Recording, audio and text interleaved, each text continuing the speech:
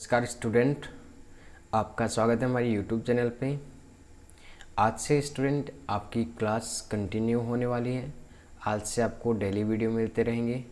अब देखो हम बात करने वाले हैं यहाँ पे कि एग्रीकल्चर बायोलॉजी का जो हमारे यहाँ पे सेकंड नंबर जो चैप्टर चल रहा था बच्चों, इस सेकंड नंबर चैप्टर जो का नाम है आपके बायोटेक्नोलॉजी। ठीक है, एग्रीकल्चर बायोलॉजी का second number chapter, agriculture biology का आज हम सेकेंड चैप्टर आगे से स्टार्ट करने वाले हैं। आधा पोर्शन हमने कंप्लीट कर लिया था, अब हम पढ़ेंगे आपके नेक्स्ट पोर्शन की। नेक्स्ट पोर्शन में आपको कौन सी बातें याद रखनी है, कौन सा टॉपिक है। तो ध्यान रखना, नेक्स्ट हमारा जो टॉपिक है वो है आपके पादप उत्तक संवर्धन। कौन सा टॉपिक है बच्चों यहाँ पे? पादप उत्तक संवर्धन। कि पादप उत्तक संवर्धन एक्चुअली होता है क्या, इसके बारे में हमें यहाँ पे समझना है। ठीक है, सबसे पहले देखो बात करते हैं यहाँ पे उत्तक के बारे में। तो देखो हमारा शरीर या कोई भी पादप की बात कर लेते हैं कि उनका शरीर किससे मिलकर बना होता है बेटा। वहाँ पे कि उनका जो शरीर होता है वो आपके कोशिकाओं से मिलकर बना होता है। किससे मिलकर बना होता है? आपकी कोशिका से। अब बताओ, मेरी बात सुनो आप, कि अनेक सारी कोशिकाएं मिलकर किसका निर्माण करते हैं? उत्तक का निर्माण करते हैं।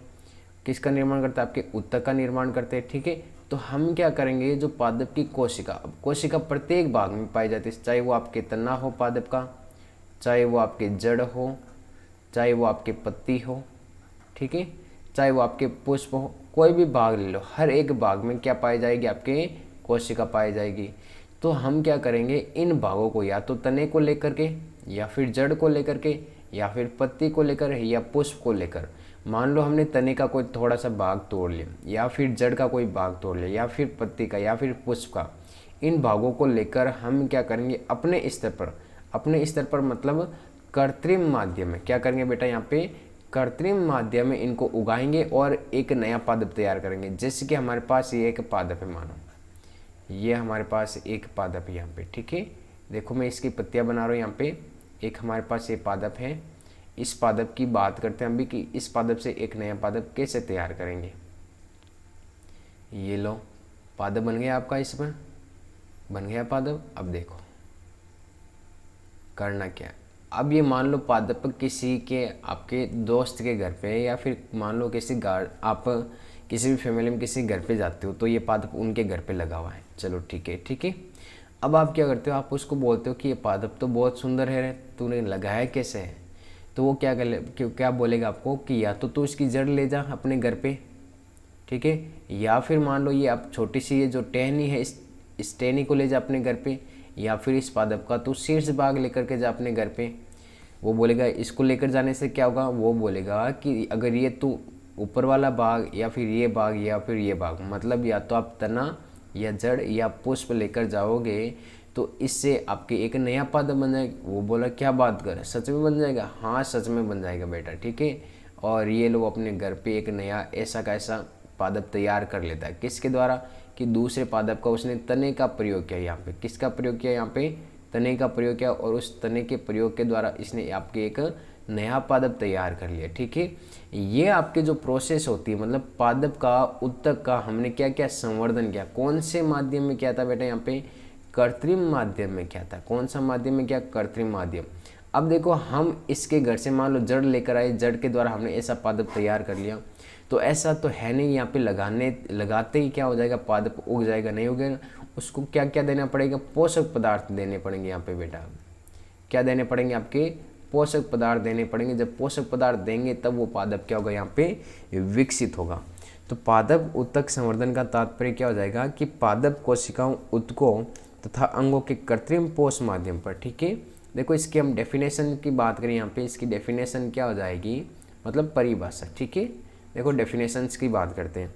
तो पादप उत्तक संवर्धन मतलब पादप की जो कोशिका है, पादप कोशिका, इसके अलावा कोशिका किससे मिलकर बनी होती है? आपकी उत्तकों से। ये लो उत्तक, पादप कोशिका, उत्तक तथा अंग। अंग कौन से हो गए? जड़, तना, पत्ती। ठीक है, तथा अंग के कृत्रिम पोष माध्यम, कृत्रिम पोषक पदार्थों द्वारा,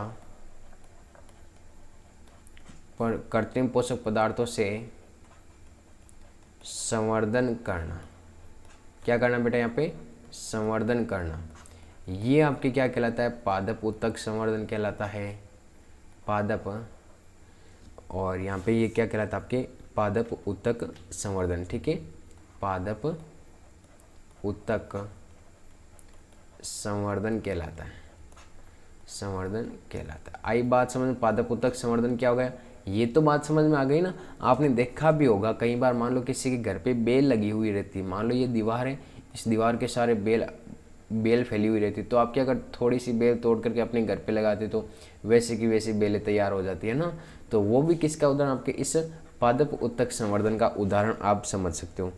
अब देखो, पादप ऊतक संवर्धन में कुछ वर्ड प्रयोग किए जाते हैं, उन वर्डों की मतलब कुछ शब्दावली है यहाँ पे, ठीक है, शब्दावली। उस शब्दावली को हम यहाँ पे जानने वाले हैं कि कौन कौन से वर्ड प्रयोग किए जाते हैं और उन वर्डों का मतलब क्या होता है। तो सबसे पहला जो वर्ड होगा बेटा यहाँ पे, वो है आपके कृतोतक।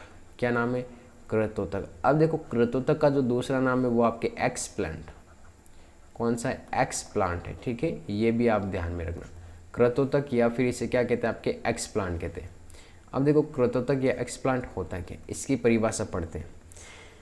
देखो, संवर्धन आरंभ करने के लिए पौधे के जिस टुकड़े को काम में लिया जाता है, ये मान लो मैंने जड़ के द्वारा नया पौधा तैयार किया है, यहाँ पे ये पौधा तैयार किया है, ठीक है, किसके द्वारा तैयार किया मैंने, ये तैयार किया आपके जड़ के द्वारा, ठीक है, किसके द्वारा तैयार किया, यहाँ पे जड़ के द्वारा।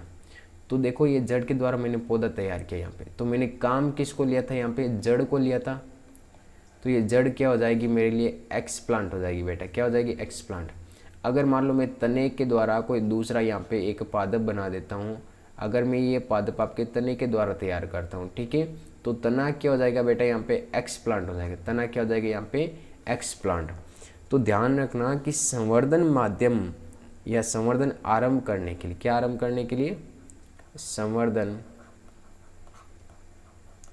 आरंभ करने के लिए, संवर्धन आरंभ करने के लिए, आरंभ करने के लिए पौधे के जिस भाग का उपयोग किया जाता है, पौधे के जिस भाग का उपयोग किया जाता है, जिस भाग का उपयोग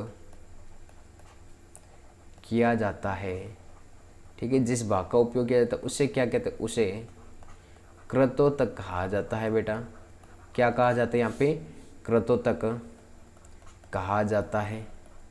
आई बात समझ में, यहाँ पे कृतोतक की परिभाषा, कृतोतक मतलब काटा गया भाग, ऐसे समझ लो आप, काटा गया भाग। अब कौन सा भाग काटते हो आप, वही क्या कहलाएगा, यहाँ पे काटा गया भाग वही क्या कहलाएगा, आपके कृतोतक कहलाएगा, ठीक है। एकदम बहुत ही आसान सी भाषा मैंने यहाँ पे आपको कृतोतक के बारे में समझा दिया है।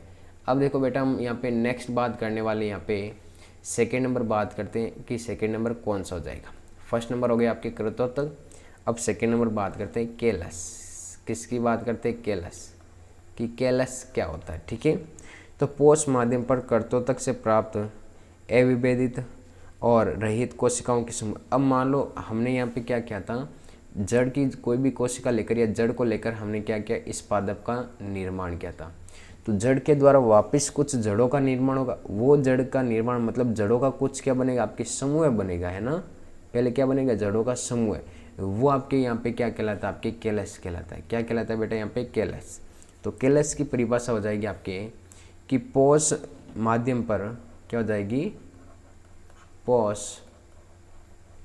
माध्यम पर, पोष माध्यम पर कृतोतक से प्राप्त, पोष माध्यम पर कृतोतक से प्राप्त असंगठित, कृतोतक से प्राप्त असंगठित एवं अविभेदित, असंगठित एवं अविभेदित कोशिकाओं का समूह, ठीक है, अविभेदित कोशिकाओं के समूह, कोशिकाओं के समूह क्या कहलाते हैं बेटा, यहाँ पे केलस कहलाते हैं। क्या कहलाते हैं आपके, केलस कहलाते हैं। आई बात समझ, यहाँ पे केलस क्या होता है, तो पोष माध्यम पर कृतोतक से प्राप्त असंगठित व अविभेदित कोशिकाओं के समूह को यहाँ पे क्या कहा जाता है, आपके केलस कहा जाता है। बात आ गई यहाँ पे समझ में, केलस के बारे में पता चल गया केलस क्या होता है। अब देखो नेक्स्ट बात करते हैं, आपके थर्ड नंबर की बात करते हैं, ठीक है। थर्ड नंबर आपका जीव द्रव्यक। क्या नाम है आपके, जीव द्रव्यक, जिसे हम यहाँ पे कहते हैं प्रोटोप्लास्ट। क्या कहा जाता है, प्रोटोप्लास्ट। अब देखते हैं यहाँ पे कि ये जीव द्रव्य या प्रोटोप्लास्ट होता क्या। तो कोशिका झिल्ली युक्त परंतु कोशिका भित्ति रहित कोशिका, ये मान लो हमारे पास कोशिका है कोई भी, है ना। पादप कोशिका होती है, आपको पता है कि पादप कोशिका के चारों ओर 2 आवरण पाए जाते हैं। बाहर वाला आवरण कौन सा होता है, कोशिका भित्ति। बाहर वाला आवरण कौन सा होता है, कोशिका भित्ति। जबकि आंतरिक आवरण कौन सा होता है, कोशिका झिल्ली। कोशिका झिल्ली। अब और क्या क्या होता है इसमें, तो और इसके अंदर आपको पता है यहाँ पे अनेक सारे क्या पाए जाते हैं आपके कोशिकांग में होते हैं। कोशिकांग के अलावा यहाँ पे कोशिका द्रव्य पाया जाता है। क्या पाया जाता है, कोशिका द्रव्य। और इसमें साइड में क्या रहता है, आपके केंद्रक पाया जाता है। ये क्या पाया जाता है, आपके केंद्रक। तो मेरी बात समझ, अगर हम इस कोशिका भित्ति को छोड़ दें, यहाँ पे बाकी वाली जो भी संरचना, कोशिका झिल्ली युक्त कोशिका द्रव्य, मतलब ऐसी कोशिका जिसमें कोशिका झिल्ली युक्त होती है, या फिर ऐसा बोल सकते हैं कि कोशिका झिल्ली युक्त होती है परंतु उसमें कोशिका भित्ति नहीं पाई जाती, वो आपके कोशिका कैसी कहलाती है, जीव द्रव्य। तो ऐसी कोशिका जिसमें कोशिका भित्ति अनुपस्थित रहती है, या कोशिका भित्ति रहित कोशिका को, कोशिका भित्ति रहित परंतु कोशिका झिल्ली युक्त, ठीक है, परंतु कोशिका झिल्ली युक्त कोशिका को क्या कहा जाता है, कोशिका को जीव द्रव्य कहा जाता है।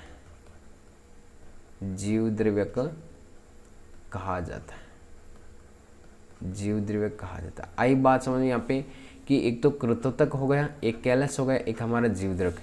जैसे कि हमने यहाँ पे उदाहरण देखा था, कोशिका भित्ति को छोड़ दे तो बाकी कोशिका झिल्ली और कोशिका द्रव्य रहेगा यहाँ पे।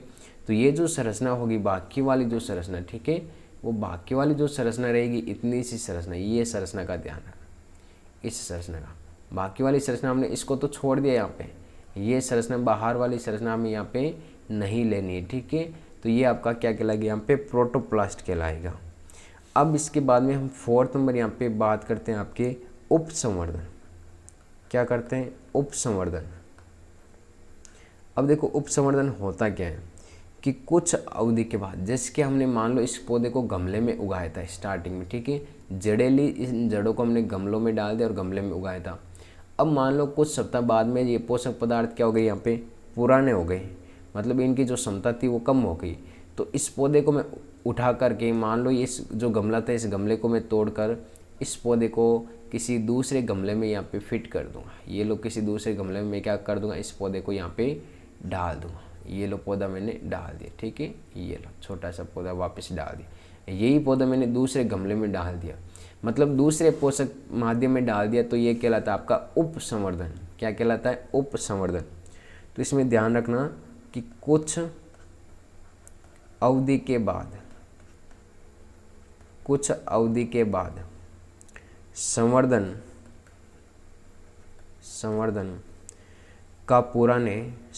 का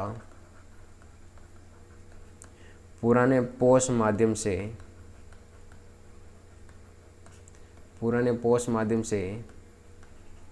नए पोष माध्यम में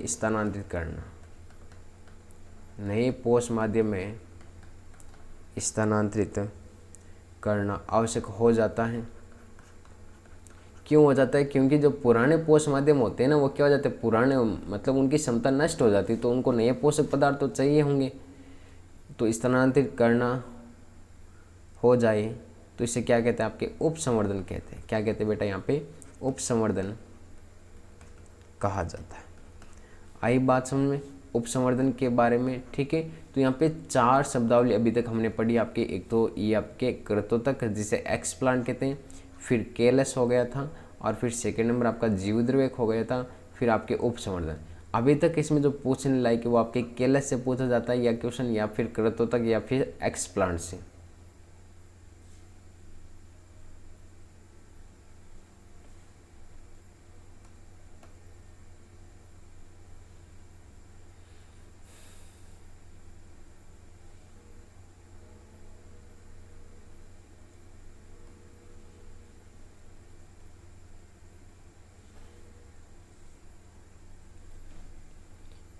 अब देखो नेक्स्ट हम बात करते हैं यहाँ पे भ्रूण संवर्धन की। किसकी बात करते हैं? भ्रूण संवर्धन। ठीक है, जो 5 नंबर हो जाएगा वो कौन सा हो जाएगा? भ्रूण संवर्धन। कि भ्रूण संवर्धन क्या होता है बेटा यहाँ पे? तो देखो भ्रूण संवर्धन के बारे में समझना आप। सबसे पहले बात आ रही है भ्रूण।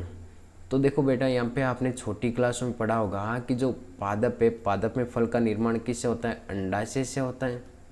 किससे होता है? अंडाशय से होता है। ठीक है, और अंडाशय से जब फल का निर्माण होता है तो उससे पहले क्या बनते हैं? आपके भ्रूण बनता है। आपको यही पता है, मानव में भी भ्रूण बनता है, पौधों में भी भ्रूण बनता है। तो पादप के अर्ध विकसित, ये जो अंडाशय से पहले, ठीक है, अंडाशय में जैसे निषेचन की प्रक्रिया होगी यहाँ पे अंडाशय में, ठीक है, तो क्या बनेगा यहाँ पे? भ्रूण। और भ्रूण से किसका निर्माण होता है? आपके फल का निर्माण होता। तो ये अर्ध विकसित भ्रूण, यहाँ पे बात करेंगे हम आपके अर्ध विकसित भ्रूण। ठीक है, मान लो इस भ्रूण को यहाँ पे आवश्यक पोषक पदार्थ नहीं मिल रहे, तो हम क्या करेंगे? इस अर्ध विकसित भ्रूण को संवर्धन करेंगे, मतलब अपने कृत्रिम पोष माध्यम पर इसको उगाएंगे। तो ध्यान रखना कि पादपों के, इसकी अगर डेफिनेशन लिखी यहाँ पे क्या हो जाएगी आपके? पादपों के अर्ध विकसित, पादपों के अर्ध विकसित भ्रूण का संवर्धन। ठीक है, अर्ध विकसित जो भ्रूण है उस भ्रूण का संवर्धन क्या कहलाता है? यहाँ पे भ्रूण संवर्धन कहलाता है। क्या कहलाता है बेटा? यहाँ पे भ्रूण संवर्धन कहलाता है। ठीक है, ये क्या कहलाता है? आपके भ्रूण संवर्धन कहलाता है। आई बात समझ कि भ्रूण संवर्धन क्या होता है? पता रहेगी ना बेटा ये बात आपके भ्रूण संवर्धन की? चलो ठीक है, तो यहाँ पे आप इस भ्रूण संवर्धन के बारे में ध्यान रखना। ठीक है, अब देखो हम नेक्स्ट बात करते हैं यहाँ पे कि जो इस भ्रूण संवर्धन है, इस भ्रूण संवर्धन को करते क्या है? क्यों निकालते हैं बाहर? क्यों अपने कृत्रिम पोष माध्यम पर इसका संवर्धन करते हैं? ठीक है, तो यहाँ पे ध्यान रखना, इस भ्रूण की, या तो फिर हम क्या करेंगे? इस भ्रूण को बाह्य आघातों से बचाने के लिए। तो यहाँ पे ध्यान रखना कि भ्रूण संवर्धन के तहत, भ्रूण संवर्धन के तहत, भ्रूण संवर्धन के तहत परिवर्धित हो रहे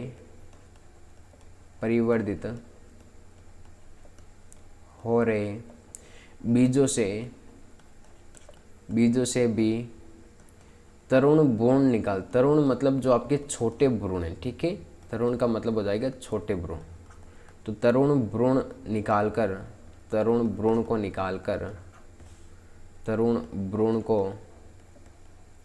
निकालकर जब इस तरुण भ्रूण को निकालकर पोष माध्यम पर संवर्धित कर पौधों की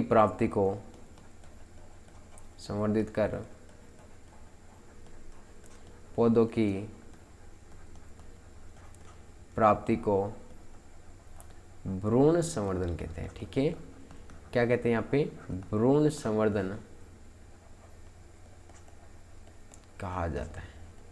आई बात समझ। यहाँ पे भ्रूण संवर्धन क्या होता है कि जैसे कि मान लो हमारे पास कोई भी बीज है, अब बीज में क्या होगा? भ्रूण का विकास होगा। तो हमने क्या कर लिया? इसको निकाल लिया पहले, और अपने कृत्रिम पोष माध्यम पर, अपने स्तर पर क्या करते हैं? हम इसका संवर्धन करवाते हैं। ठीक है, कृत्रिम माध्यम पर क्या करवाते हैं? संवर्धन करवाते हैं। यहाँ पे वो क्या कहलाता है? आपके भ्रूण संवर्धन। अब देखो नेक्स्ट है यहाँ पे पराग संवर्धन। बस करना कुछ नहीं, यहाँ पे पराग कणों का अपने कृत्रिम पोष माध्यम पर संवर्धन करना, वो क्या कहलाता है? यहाँ पे पराग संवर्धन कहलाता है। ठीक है, नेक्स्ट हम बात करते हैं यहाँ पे विभज्य उत्तकी संवर्धन। किसकी बात करते हैं? विभज्य यहाँ पे हो जाएगा आपका नाम विभज्य उत्तकी संवर्धन। ठीक है, अब विभज्य उत्तकी संवर्धन मतलब विभाजन वाली कोशिका कौन सी होती है? इसमें पादप की सबसे शीर्षस्थ कोशिका मेरिस्टेम सेल्स। ठीक है, आपने 11वीं क्लास में पढ़ा होगा कि पादप में उत्तक पाए जाते हैं। एक तो होते हैं आपके स्थायी उत्तक, एक होते हैं आपके विभज्य उत्तक। स्थायी मतलब जो जिसमें कभी विभाजन नहीं होता, जबकि विभज्य उत्तक मतलब जिसमें विभाजन की क्षमता पाई जाती है। तो उसमें विभज्य उत्तक का क्या करते हैं? हम अपने कृत्रिम पोष माध्यम पर आपके यहाँ पे संवर्धन करते हैं, वो आपके विभज्य उत्तक कहलाता है। एक जो मोस्ट इंपॉर्टेंट बात रखने लायक है 8 नंबर, वो ध्यान रखना इसमें पूर्ण सशक्ता। क्या हो जाएगी, पूर्ण सशक्तता, या फिर इसे कहते हैं हम टोटीपोटेंसी। क्या कहते हैं यहाँ पे, इसे कहा जाता है टोटीपोटेंसी, टोटीपोटेंसी या फिर इसे पूर्ण सशक्तता कहा जाता है। तो देखो यहाँ पे किसी भी, इसकी डेफिनेशन हो जाएगी, किसी भी पादप कोशिका, किसी भी पादप कोशिका के संवर्धन, किसी भी पादप कोशिका के संवर्धन से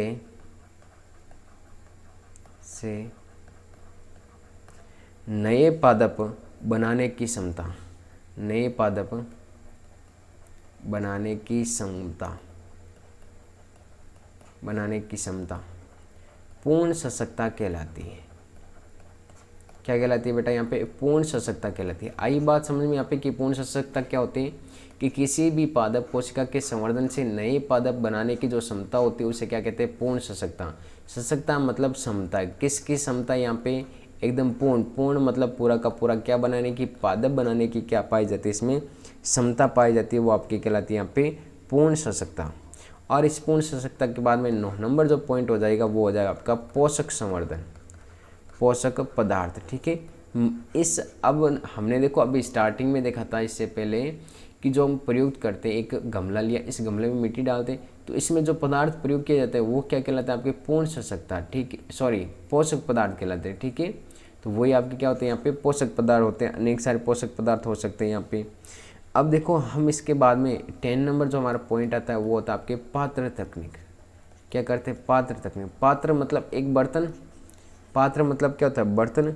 तो पात्र तकनीक में क्या किया जाता है, जो भी पौधों की कोशिका होती है उसको परखनली में कृत्रिम पोषक माध्यम पर उगाया जाता है। किस में उगाया जाता है, परखनली में, या फिर आप गमला भी मान सकते हो। ठीक है, कृत्रिम पोषक माध्यम, कृत्रिम पोषक माध्यम का मतलब अपने स्तर पर उसको उगाया जाता है, वो आपके क्या कहलाते हैं, यहाँ पे पात्र तकनीक कहलाता है। पात्र तकनीक मतलब परखनली ले सकते हो आप, गमला ले सकते हो, लेकिन डेफिनेशन में आपको परखनली लिखना है। ठीक है, तो इसमें क्या करते हैं, आपके एक नए पादप का विकास किया जाता है, वही आपके क्या कहलाते हैं, यहाँ पे पात्र तकनीक कहलाते हैं। अब देखो बात आती है यहाँ पे कि पात्र तकनीक की समस्या क्या होती है। तो पात्र तकनीक की समस्या देखो मुख्य रूप से आपके 2 प्रकार की समस्या, कौन कौन सी, ये मान लो अगर हमने परखनली ली है, यहाँ पे ये मान लो परखनली ली हमने। ठीक है, तो इस परखनली में ध्यान रखना जो सतह है वो आपके रोगाणुनाशक, मतलब पौधे के जिस भाग के संवर्धन पोषक माध्यम रखा जाता है उसे कर्तव्य कहते हैं। और इसकी जो सतह है ये ध्यान में रखना, ये सतह आपके रोगाणुनाशक हो सकती है, मतलब कोई भी रोगाणु लगे हुए हो सकते हैं इसमें। ठीक है, तो इसमें रोगाणुनाशक में क्या करना, जो सतह इसको रोगाणुनाशक मुक्त करना चाहिए। ठीक है, क्या करना चाहिए, रोगाणु से मुक्त करना चाहिए, तो इसे कहते हैं रोगाणुनाशन। क्या कहते हैं, रोगाणुनाशन। रोगाणुओं को क्या कर दिया गया, यहाँ पे नाश कर दिया गया है। नाश मतलब रोगाणु को नष्ट कर दिया गया है। ठीक है, तो परखनली को यहाँ पे रोगाणु से मुक्त किया जाता है, वो आपके क्या कहलाते हैं, यहाँ पे रोगाणुनाशन कहलाता है। आगे बात समझ यहाँ पे। अब रोगाणुनाशन के लिए हम इस परखनली को गर्म भी कर सकते हैं। ठीक है, गर्म पानी से गर्म कर सकते हैं, तो इसमें जो भी रोगाणु होंगे वो रोगाणु क्या हो जाएंगे, नष्ट हो जाएंगे। क्योंकि अधिक तापमान पर क्या होता है आपको पता है, हमेशा हर जीव क्या होता है, नष्ट होता है। अगर आपको भी यहाँ पे अगर हीटर पे बैठा दिया जाए तो आप भी क्या करोगे, यहाँ पे बैठ नहीं पाओगे, आप भी नष्ट हो जाओगे। तो इस प्रकार जो सूक्ष्म जीव होते हैं वो सूक्ष्म जीव भी क्या हो जाते हैं, यहाँ पे नष्ट हो जाते हैं। ठीक है स्टूडेंट, अब इसके बाद में हमारा जो नेक्स्ट टॉपिक है वो टॉपिक है आपके अंग संवर्धन। इस अंग संवर्धन के बारे में हम पढ़ेंगे आपके नेक्स्ट वीडियो लेक्चर में। किसमें पढ़ेंगे, नेक्स्ट वीडियो लेक्चर में। तो आज से आपकी जो क्लास है वो एग्रीकल्चर बायोलॉजी की या क्लास आपकी कंटिन्यू होगी। इसके साथ में आपको टेलीग्राम ग्रुप में डिस्क्रिप्शन में जिसकी लिंक दी गई हुई है वहाँ पे आपको टेलीग्राम ग्रुप में आपको नोट्स भी मिल जाएंगे। ठीक है, इसलिए हमारे टेलीग्राम ग्रुप को आप ज्वाइन कर लीजिए। Thank you student.